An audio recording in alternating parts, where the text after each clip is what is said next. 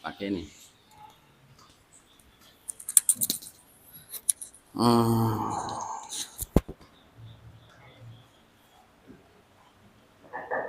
Ini.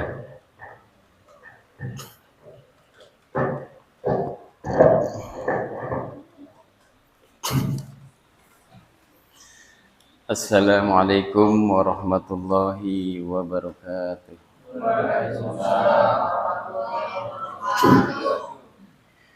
Alhamdulillahi rabbil alamin. Allahumma salli ala Sayyidina Muhammad wa ala ali Sayyidina Muhammad. Amma ba'du.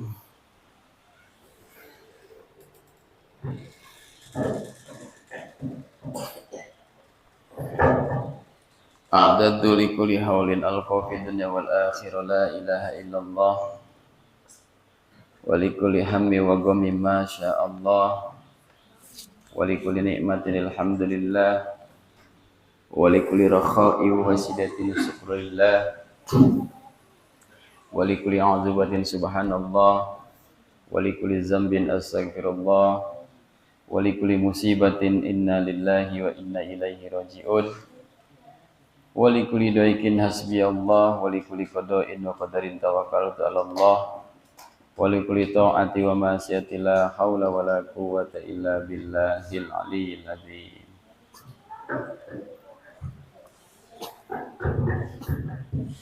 Amma ba'du. Puji syukur marilah kita panjatkan kehadirat ilahi Rabbi. Salawat beserta salam semoga senantiasa terlimpah curahkan ke junjungan alam baginda Nabi Yuna Muhammad sallallahu alaihi wasallam. Bismillahirrahmanirrahim. Bi usbidil wafiqi wa tasawuf dalam ashabul bin Husain bin Zuhair Ba'alawi al-Haji Ma'mun Nawawi rahimahullah ta'ala al-Fatihah. A'udzu billahi minasyaitonir rajim. Bismillahirrahmanirrahim. Alhamdulillahi rabbil alamin arrahmanir rahim maliki yaumiddin. Iyyaka na'budu wa iyyaka nasta'in ihdinas siratal mustaqim siratal ladzina an'amta 'alaihim ghairil maghdubi 'alaihim waladdallin. Rabbighfir lana wa liwalidayna amin. Alhamdulillah pada malam hari ini semua kita masih bisa berkumpul dalam rangka menghidupkan sunnah-sunnah baginda Nabi Muhammad SAW. Yang saya hormati para guru, pengurus ketua DKM Masjid Al-Muallimin, juga guru saya tercinta Hadir Trusni, Ustaz Wahidul Kohar, juga Bang Dul, Bang Jajang. Kita doakan nabi khusus Bang Jajang biar cepat dapat jodoh.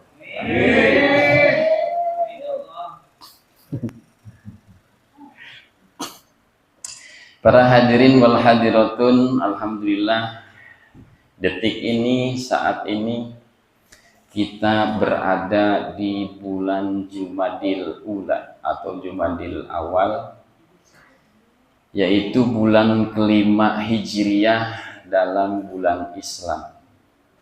Jadi sedikit kita mengenal sebelum membuka kitab bahwa ada kejadian apa saja di bulan kelima Hijriyah ini.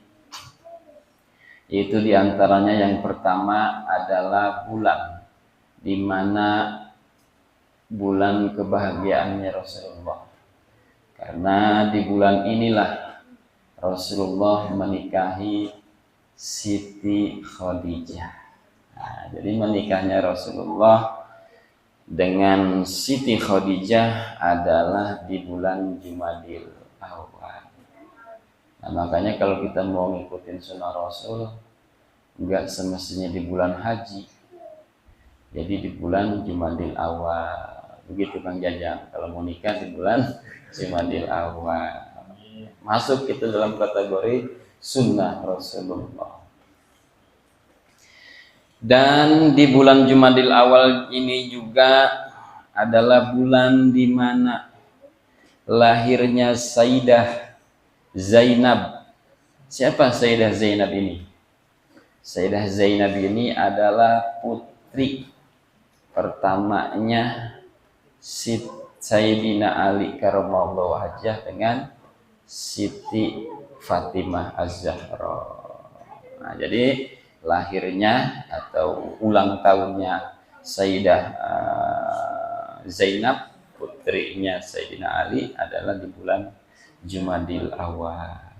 Begitu juga di bulan Jumadil Awal ini lahir seorang imamul Islam, yaitu Al-Imam Ghazali dan juga Al-Imam Zainal Abidin, cicit daripada Rasulullah, lahir di bulan Jumadil Awal. Dan juga Jumadil Awal ini dikatakan adalah bulan datangnya musim dingin. Jadi permulaan musim dingin. Terbukti tadi hujan gede juga. Alhamdulillah nih, saya pikir ada japrian cat dari Kang Dul ngaji libur karena banjir. Alhamdulillah enggak nih. Alhamdulillah enggak banjir. Jadi bulan Jumadil Awal ini atau Jumadil Ula ini adalah bulan awal musim dingin tiba. Bulan ini berasal dari kata jamada yang artinya beku. Jamada itu beku dan ula itu adalah pertama. Jadi diartikan secara harfiahnya adalah bulan di mana pertama akan datangnya musim dingin, musim beku. Kalau di Jepang udah mulai bintik-bintik musim salju. Kalau di Indonesia musim hujan. Hadirin wal hadirat yang insya Allah dimuliakan oleh Allah Subhanahu wa Ta'ala, kita lanjut di pasal Ghuslul mayyiti wa takfinuhu wassolatu alaihi wa dafnuhu fardu kifayah. Jadi ini bab yang akan menjelaskan tentang mengurusi mayit. Nah, mudah-mudahan setelah ngaji bab ini kita bisa nih ngebadalin amil. Amil di PSP siapa amilnya? Ada enggak? Amil khusus PSP udah ada belum? Tapi ada belajar ya, Bintek ya. Ya, jadi mudah-mudahan kalau misalkan udah ada pelajaran tentang mengurus mayit, ini mungkin bisa menjadi pelengkap dan mudah-mudahan bisa jadi amil semua nih yang ngaji.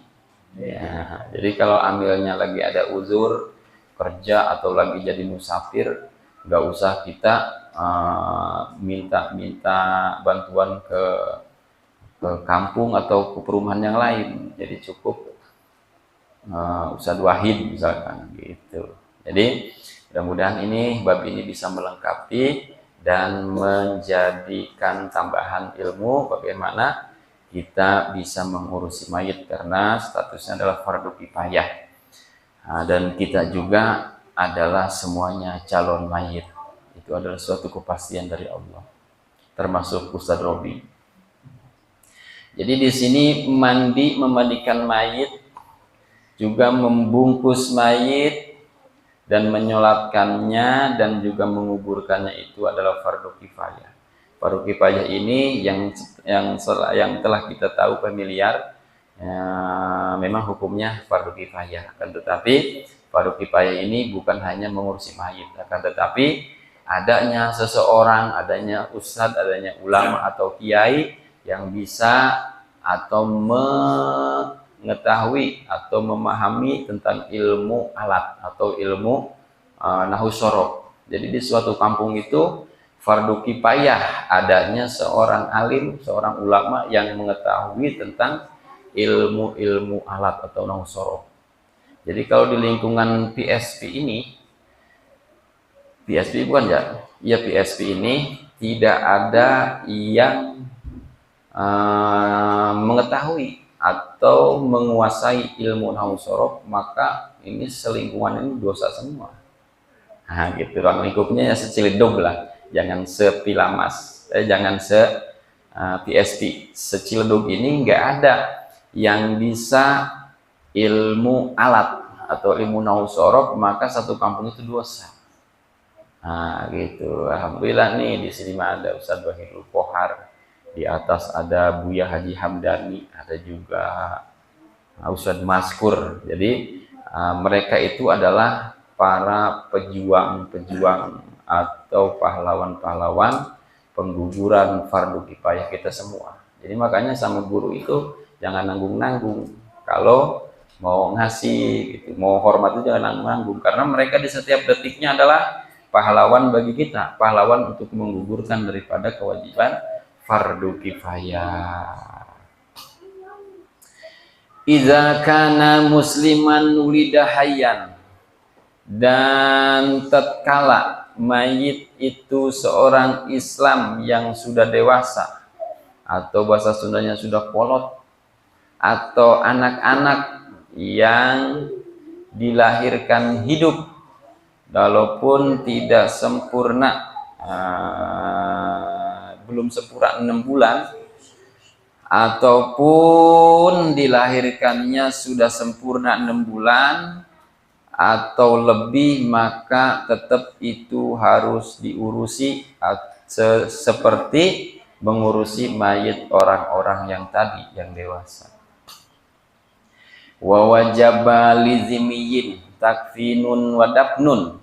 Nah, ini adalah kekuatan atau suatu dalil ketika ada seorang amil yang nanya. Dulu saya pernah ditanya sama amil suatu perumahan, Kang, katanya di perumahan saya ada yang meninggal, cuman orang Kristen, ini gimana? Gitu. Sesungguhnya ini adalah suatu jawaban bahwa sekalipun mayit ini kafir atau bukan Islam, maka kewajiban kita seorang muslim yang berada di lingkungan itu, kan biasanya lingkungan di kita ini adalah mayoritasnya muslim, tapi justru kewajiban kita mengurusi mayit di luar Islam pun adalah kewajiban kita. Kalau tidak diurusin ya dosa semua, walaupun itu mayitnya atau yang meninggalnya seorang non muslim atau yang kafir. Cuman satu kewajiban kita yang tidak seperti kita mengurusi mayit orang seorang muslim. Jadi kita wajib memandikannya, wajib mengkafaninya, dan wajib menguburkannya. La sholati, kecuali kita menyolatkan, itu nggak boleh. Nah, jadi mengurusi mayit kafir atau di luar Islam tentu adalah kewajiban kita juga selaku mayoritas umat muslim, dan hanya satu yang tidak menjadi kewajiban kita dan jangan hukumnya dan haram kita menyolatkannya, karena di keterangan di sini adalah wala yusalla alaihi ma, dan tidak menyolatkan mayit zini atau bayi yang kalau bahasa Sundanya itu karuron, kalau kita mah keguguran gitu. Jadi kita tetap berkewajiban mengurusi mayit sekalipun itu mayit bukan orang Islam. Di sini keterangannya adalah kafir zini, bukan kafir harbi. Kalau orang Israel mah nggak usah diurusin, karena kafir harbi itu kafir yang memerangi Islam. Akan tetapi kafir zini di sini kafir yang memang seharusnya kita lindungi dan kita sayangi secara makhluk sosial. Waman mata fi qitalil kufari bisababihi kufina fi siyabihi. Barang siapa yang meninggal di dalam peperangan dengan orang kafir dengan sebab perang, maka harus dibungkus di dalam tubuh, di ketubuhnya, hanya ke tubuhnya saja, jadi nggak usah dikafani selayaknya orang yang mati biasa gitu. Bisa rubrahnya di kita itu kalau laki 3 lapis, kalau perempuan 5 lapis gitu. Kecuali memang si mayit ini ada kalau amanat apa tuh orang meninggal amanat? Wasiat. Kalau wasiat, misalkannya bapak kita ke anak kita, Tom, gua mah kalau meninggal nanti pengen dibungkus kain kafannya 7 lapis. Itu harus 7 lapis. Nah, gitu. Jadi di luar kelumrahan. Keharti kan nih sampai sini ya? Keharti ya? Apa terlalu cepat, apa terlalu pelan gitu kan? Apa terlalu gimana gitu? Enggak ya? Biasa aja ya.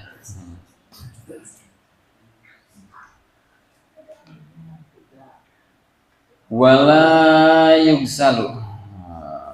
Dari mana tadi? Fa illam takfihi zida 'alaiha, maka jika tidak mencukupi harus ditambah lagi. Jadi ketika si mayit yang tadi syahid itu masih terbuka auratnya, maka nggak apa-apa kita tambah lagi.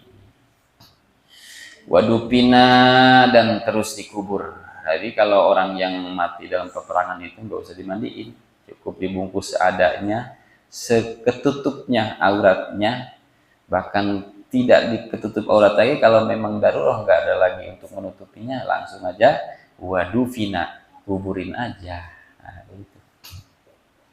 Wala yugsalu wala yusalla alaihi, dan jangan dimandikan dan jangan disolatkan itu mayit yang tadi syahid di dalam peperangan. Adapun syahid yang selain peperangan tersebut mah ada juga syahid yang seperti sakit perut. Nah, kalau kita mati masih dalam posisi sakit perut, kita termasuk syahid. Itu namanya syahid dunia. Tetap utang ditagih ntar di yaumul hisab. Jadi jangan kita pikir kita mati sakit perut, mati syahid terus nggak ada hisab. Tetap utang mah harus dibayar karena itu hakul adami. Ketika kita pernah menyakiti hati seseorang dan lukanya itu sampai ke bawah meninggal, maka lukanya itu akan didakwah di yaumil hisab. Walaupun akhirnya nanti kita mati dikatakan mati syahid, sesuatu yang berhubungan dengan hakul adami itu pasti dihisab dan pasti didakwah dan wajib dipertanggungjawabkan. Nah, makanya bagi kita semua yang merasa bahwa kita calon jenazah, kita harus lebih berhati-hati dalam berhutang. Kan biasanya dari zaman-zaman sekolah dulu kita darmaji ya dahar 1, dahar 5 ngakunya 1, gitu dan seterusnya. Seperti saya sama, zaman-zaman pesantren dulu di Karawang, ingat ngaji perkara-perkara hakul adami, kita semterin warung-warung yang pernah kita langganan dulu, pernah kita jajan es, tukang warungnya ngelamun atau bengong atau gimana yang nggak kita lari, kita pergi, kita samperin lagi. Misalkan, "Mak, saya dulu pernah pesantren di sini, jajan di sini, mungkin saya pernah nggak bayar dan seterusnya, lupa dan seterusnya, bahkan saya sengaja, saya mohon ikhlasnya." Tapi di samping itu kita harus bawa duit. Jangan kita ngomong doang, jadi kita kasih duit. "Saya mohon ikhlas nih, saya bawa duit 200.000. Kalau disyukur-syukur misalkan 500.000, biar dia senang, sehingga akhirnya timbul dalam hatinya keriduan kepada kita, dan tidak akan pernah nanti di yaumil hisab kita didakwah oleh si emak yang tadi. Begitu. Jadi jangan kita menganggap bahwa mati syahid itu selesai dengan hisab, tidak. Jadi satu orang yang tersakiti hatinya sampai ke bawah mati, dia akan mendatangi kita di yaumil hisab dan akan meminta pertanggungjawabannya. Terus juga macam-macam mati syahid dunia itu, diantaranya sakit perut yang tadi, terus tenggelam, kelelep, akan kelelep, lagi ngirim paket nih, katanya bandir bandang di situ, Burangkeng, Sedrogi, ke bawah tuh motornya, ke bawah, akhirnya kelelep. Tapi jangan gitu, jangan, ini contoh gitu. Nah, matinya yang kelelep tadi termasuk mati syahid. Begitupun ya, mancing juga enggak termasuk mati syahid jika memang niatnya itu mau menafkahi keluarga. Saya mancing, kalau dapat ikan saya mau masak sama istri saya sama anak saya. Itu juga bisa mati syahid. Apalagi yang lagi nganter paket. Terus terbakar. Nah, terbakar tapi bukan kita membakar diri. Wah, karena kita terbakar katanya mati syahid. Nah, kita membakar diri nih, sendiri. Pakai bensin itu mati syahid, itu mati konyol. Jadi terbakar masuk syahid. Terus taun, kena wabah taun. Taun itu dicontohkan di kita itu pada tahun 2019-2020. Tahun itu wabah penyakit yang memang mematikan seperti COVID-19. Kenapa tuh dinamain COVID-19 bukan COVID-20? Ya, itu Pak Dul itu yang tahu. Jadi kalau orang-orang yang meninggal karena penyakit tadi, kayak kemarin lah penyakit COVID ya, yang nguburinnya kayak orang-orang astronot, seragamnya astronot itu, padahal derah dia. Nah, jadi dia ketularan bukan karena COVID-nya sebenarnya, karena kegerahan kayak astronot. Nah, bisa dikatakan di sini keterangannya mati sahih dalam perjalanan tolab ilmu. Kita mau ngaji ke sini, ujung-ujung kita kesandung mati sahih. Terus perjalanan mencari nafkah, bekerja nih, Bang Dul bekerja ke dealer Honda ya. Ada promo gak Bang Dul tahun baru nih? Dalam perjalanan Bang Dul meninggal, contoh ini mah mati sahih. Yang penting dari rumahnya dalam posisi mempunyai wudhu dengan membaca doa minimal bismillahi tawakkaltu 'alallah la haula wala quwwata illa billah. Jangan sampai kita berangkat kerja dalam posisi belum mandi adus. Wah, Bang Dul lupa nih, buru-buru takutnya padahal semalam jima sama istrinya. Nah, itu Allah alam. Jadi mati dalam keadaan suci. Nah, gitu. Seperti mimpi juga. Mimpi juga hanya bisa ditafsirkan mimpi itu kecuali orang yang bermimpi dalam tidurnya, sebelum tidurnya itu mempunyai wudhu. Jadi orang-orang yang bermimpi dalam keadaan sebelum tidurnya tidak berwudhu, itu mimpi-mimpi yang tidak bisa ditafsirkan secara tafsir agama. Nah gitu. Jadi mimpi-mimpinya itu kalau dijadikan sebagai apa namanya? Sebagai cerita, gua ketemu Imam Syafi'i gitu kan. Pak Kiai, saya semalam mimpi bertemu Imam Syafi'i. Itu kalau Kiai hikmah yang benar itu pasti di awalnya nanya, kamu sebelum tidur berwudu enggak? Enggak. Pulang. Saya nggak bisa nafsirin. Jadi tafsir mimpi itu hanya bisa ditafsirkan kepada orang-orang yang sebelum tidurnya mempunyai wudu dalam keadaan bersih. Begitupun orang-orang yang bisa dikatakan meninggal mati syahid dalam perjalanan yang bukan perjalanan maksiat. Nah, gitu. Kalau kita mau ke kafe yang lagi viral tuh di Bekasi, ada Bajawa, ada diskotik tuh. Aduh tahu tuh. Pernah ke sana Bang dulu 2 kali. Jadi kalau ke perjalanan dalam maksiat itu nggak masuk dalam kategori mati syahid. Terus kalau di perempuan mati dalam keadaan melahirkan dan mati tertimpa benda keras atau kren dari atas, atau kita lagi jalan ujung-ujung ketiban kapal jatuh, nah itu mati syahid. Terus lagi dibegal, kita bawa motor dibegal nih, kita lawan begalnya, posisi dalam menjaga atau mempertahankan harta kita. Jadi kita perang sama begal, kalah kita tuh sampai dibacokin itu hingga mati. Matinya itu mati syahid. Jadi kalau ada begal itu kita jangan lari, apalagi kita nyerah dikasihin motor, enak amat begal. Jadi kalau bisa lawan dulu sampai mati, karena matinya mati syahid. Itu lawan aja sekuat tenaga. Kalau bisa, karena di sana ada hadiah buat kita, hadiah mati syahid. Tapi kalau kayak kita mah kayaknya nih begal berempat, kita sendiri udah ambil aja pasti gitu. Padahal itu diwajibkan untuk kita membela harta benda kita, karena di belakangnya meskipun ajal kita tiba, walaupun umur kita di situ sampai di situ, maka hadiahnya adalah mati syahid. Kita membela keluarga, anak istri dan seterusnya, mati dalam keadaan mati syahid. Berapa menit lagi nih Isa? Wabashari, ya, apa ini? Tapi kemana Pak Ustadz Wahid? Wa aqallul gusli izalatun najasati, dan sedikit-sedikitnya memandikan mayit itu menghilangkan najis daripada di badan si mayit. Watamimu jami'in sa'rihi wa in kasupa, dan menyurambahkan atau meratakan airnya ke seluruh badannya, rambutnya, walaupun rambutnya tebal itu harus digini-giniin, harus kena aliran air. Wa aqallul kufni satiru jami'il badani, dan sedikit-sedikitnya membungkus mayit itu yang menutupi seluruh badannya walaupun satu lapis. Wasalasu ipa, dan 3 lapis. Liman taroka tarkata zaidatan ala dainihi, kepada mayit yang sudah ada tirkahnya atau lebih daripada membayar hutangnya.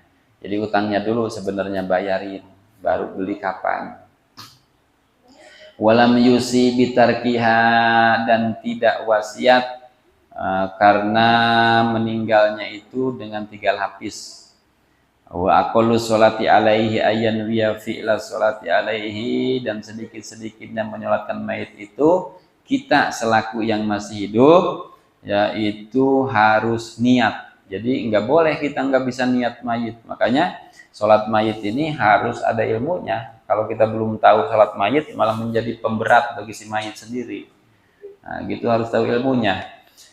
Bagaimana ilmunya? Di sini diterangkan bahwa minimal banget kita harus mempunyai niat bahwa kita lagi nyolatin si mayit wal fardo, dan harus niat fardu kifayah.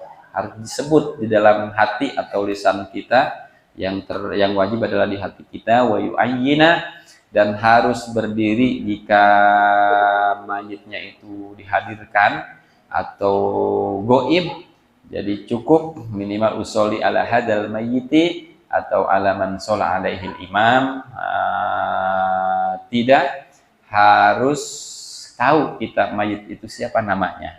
Nah, jadi nyolatin mayit itu nggak mesti kita tahu sholat namanya itu si mayit. Wa yaqulu Allahu akbar wa huwa qaimun in qadaro, serta kita mengucapkan Allahu akbar dengan berdiri kalau memang kita kuasa dengan berdiri tersebut. Kalau tidak kuat, kita lagi sakit, maka boleh duduk. Summa yaqra'ul Fatihah, terus kita membaca Fatihah. Summa yaqulu Allahu akbar. Summa yaqulu, takbir kedua yaitu kita membaca solawat yang masyhur, yaitu solawat Ibrahimiyah, sampai laka hamidum majid. Dan setelah takbir ke summa yaqulullahu akbar Allahumma firlahu warhamhu. Setelah takbir ketiga kita mendoakan mayit, Allahumma firlahu warhamhu wa afihi wa'fu anhu wa akrim nuzulahu, dan seterusnya. Yang minimal banget Allahumma firlahu warhamhu wa afihi wa'fu anhu. Kalau bagi mayitnya lelaki, kalau mayitnya perempuan, Allahumma firlahu warhamhu wa afihi wa'fu anha, dan seterusnya. Summa yaqulu Jazakallahu akbar, assalamualaikum, dan kita membaca yang takbir ketiganya itu Allahumma la tahrimna ajrha, yang seperti itu. Summa yaqulullahu akbar, assalamualaikum. Terus takbir yang keempat kita membaca salam, dan salamnya agak sedikit panjang, melebihi salam daripada sholat fardu. Jadi kalau sholat fardu itu cukup dengan assalamualaikum warahmatullahi, akan tetapi ketika kita salam dalam sholat mayit kita membaca assalamualaikum warahmatullahi wabarakatuh. Wala budda fiha min suruti sholati wa tarkil mubtilati, dan tidak boleh tidak di dalam sholat jenazah tersebut adalah syaratnya sama seperti sholat biasa, yaitu kita punya wudhu tidak dalam posisi batal. Wa aqdu dafni hufratun taktumu raihatahu, dan sedikit-sedikitnya menguburkan mayit itu, kuburan itu yang dalamnya sekira-kira mencegah daripada baunya si mayat. Nah, jangan terlalu deet dan terlalu cetek gitu. Ngirit cetek setengah meter, takut bau gitu, takut aroma bangkainya itu tercium. Wa takhrusuhu minasibai, dan menjaga daripada binatang buas. Kalau zaman dulu kan ada macan, coba dikorehin. Nah, kalau di kita itu ukurannya biasanya sampai 150 ya, 1,5 meter ya Bang Adul ya. Pernah ngegali belum? Nah, ya kira-kira 150 sampai 160 itu aman udah. Kalau 100 juga 1 meter juga udah aman. Jadi kita ngambil maksimal amannya yaitu 150. Wa yusannu ayyu amma qadara qamatin wa bastotin wa yuwassa'a, dan sunnah kuburan itu apa ini? Jadi panjangnya itu harus sunahnya itu melebihi daripada ukuran si mayit. Jadi jangan sampai jarak, kalau kita jangan sampai dipasin gitu. Si mayit misalkan tingginya 170, ya kita bikin 200 atau 190. Jadi jangan sampai terlalu mepet, atau itu lebih baik kepanjangan daripada nggak muat. Nekuk, kasihan dia nekuk. Wa yajibu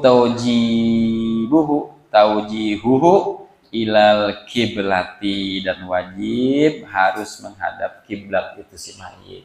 Nah, wajib itu harus dihadapkan menghadap kiblat. Nah, para hadirin wal hadirat jami'an, yang mudah-mudahan insya Allah kita semuanya dimuliakan oleh Allah Subhanahu wa Ta'ala. Nah, mudah-mudahan dari ilmu yang sedikit itu bisa menjadi kita lebih memahami, dan yang sudah paham bisa mengingatkan lagi bahwa mengurusi mayit itu sebenarnya bukan hanya kewajiban amil, tetapi kewajiban kita semua. Karena tidak mungkin amil itu tidak berujur, karena amil juga manusia. Mudah-mudahan kita semua mendapatkan keberkahan dari Allah Subhanahu wa Ta'ala dan semakin dicintai oleh Rasulullah sallallahu alaihi wasallam. Allahumma shalli ala sayyidina wa habibina wa safiina wa zurina kulli sadatina bi safati Rasulillah ajma'in. Alhamdulillahirabbil alamin wa sallallahu ala sayyidina Muhammad wa ala sayyidina Muhammad. Allahumma ighfirli wa li walidayya warhamhuma kama rabbayani shaghira. Walijamil mu'minin mu'minat muslimin muslimatil ahya'i minhum wal amwat. La ilaha illa anta subhanaka inni kuntu minaz zalimin. Ya Allah biha ya Allah biha ya Allah bi husnil khatimah. Rabbana hab lana min azwajina wa dzurriyyatina qurrata a'yun waj'alna lil muttaqina imama. Rabbana atina fid dunya hasanah wa fil akhirati hasanah wa qina azabannar. Warzuqna kamalal mutabati lahu zahiran wa batinan ya arhamar rahimin. Wa sallallahu ala sayyidina Muhammad wa ala sayyidina Muhammad. Walhamdulillahirabbil alamin. Akhirul kalam, fi amanillah. Assalamualaikum warahmatullahi wabarakatuh.